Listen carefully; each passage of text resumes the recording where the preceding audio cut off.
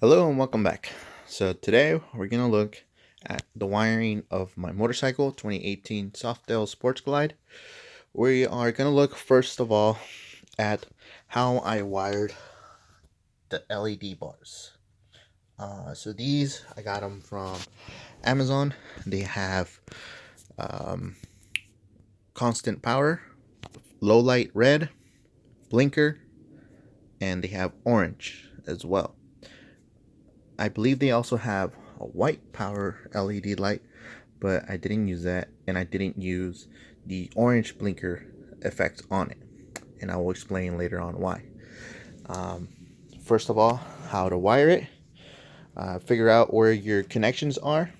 For my rear lights, I wanted to connect them to that instead of my front blinkers. So for your front blinkers, you might want to look at where they're at. Some of them they connect together. For mine, it was somewhere around here in the center. But I wanted to connect them to the back only. And do look up your state law, as sometimes they do qualify as underglow. However, for me, it's a precaution. It only works when the motorcycle is on and running. That way, people can actually see me, hopefully. All right, so now an explanation of how it is. These connectors are waterproof. They are third party. The Harley Davidsons come a little different. They're a little more smaller, compact, sort of these size right here. You just have to, first of all, find out which connectors you want. I did want some smaller ones, but these were available, so I got them. Right now, you can see it's kind of a mess. I will clean it up later on. I just wanted to make sure everything worked fine and everything looks good.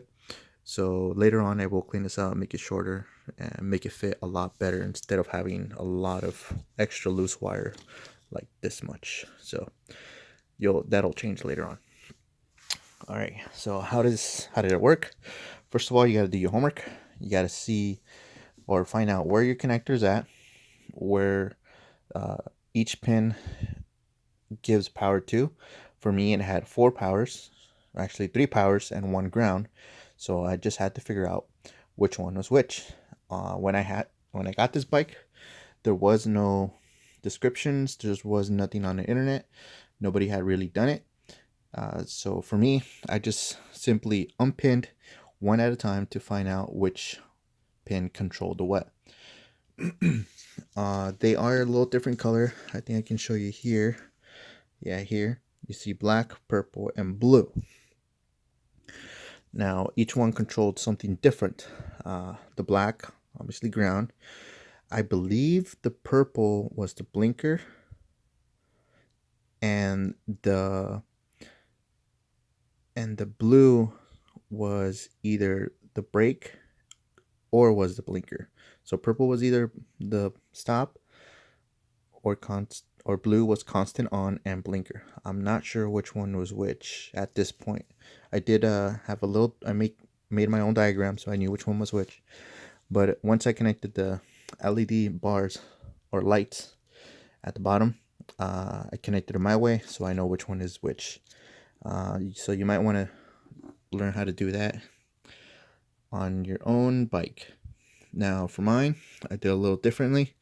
As you can see, it does have 3 powers and 1 ground. So 1 ground for the whole everything. One of these, I believe the red was going towards the license plate. Only one light. The other connector has the other light.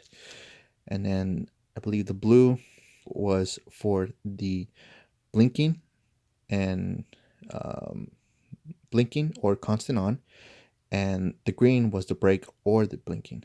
So I believe in mine it was green, braking and blinking light, blue was constant on, red was the license plate light, and black was the ground. I simply did the pre-wiring at work. So I did from the power or the switches to here. I left it alone, and then this connector I made a Y connection, so there's three connections on between here and the second one. So the third one goes to the LED lights, the power and the ground, everything else that needs to be wired. And then towards this end goes to the actual original equipment of the tail light. So in the middle is where the LED lights went in. Like I said, I will organize this, make it a little shorter, make it look a lot better. For your specific bike, if you have any diagrams, anyone on the internet that can help you out, look it up, or you can do what I did, unpin one at a time and find it out which one controls your specific light that you want to connect to. In my case, like I said, there was nothing, so I had to do it one at a time, unpinning each pin individually. I am comfortable working on electricity on vehicles and motorcycles, so I was pretty comfortable. If you're not, you might want to take it a little slower. Make sure you have power off, unpin one thing, and then test it out one at a time, put it back in, and then turn the motorcycle on, or just not running but just on. That way you can see which one controls which, and hopefully you won't blow anything out. So be careful with that. The way I wired it on both sides essentially is wired the cables through the chassis. You can see a zip tie right here, and after that, I turn the light. Oh, yes, I can't turn the light. You can follow it here. I continued it away from any heat source, moving parts, nothing that'll pinch it or cut it. And then we go down here, and you can see the cable. It keeps going, but it goes away from moving parts, and then it's tied. I did use zip ties at first, but you can probably see one there now. I didn't want to leave it with just zip ties because it is plastic and it is right next to the exhaust, so it might have just burned it. At least a precaution from my side. So I used metallic ones, and they are holding pretty well. Now, it's pretty simple. Everything that took most of the time was the prep work. That's what took majority of the time. Making sure what connects to what, and making sure everything works before I mounted it on the bike. And once I was here, I removed the original pins that were from the Harley Davidson, and then soldered and made sure they have waterproofing, such as shrink wrap or any other items you might want to use to make sure it's sealed and controlled away from the weather. And black tape I just used to organize the wires so I know which one goes to which at the end. And that's pretty much it of how it was. I will show you right now of how it works. So I put on the kill switch. So now you just see the dome light with the regular low light. You can see it here too. Might look a little different. And then I'll turn on my emergency lights. You see my emergency lights are on. There's no rapid blinking. So low light, and then it goes to high light. Both of them at the same time.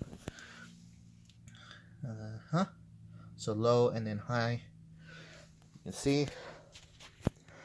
And that's essentially how I made everything work on the LED lights.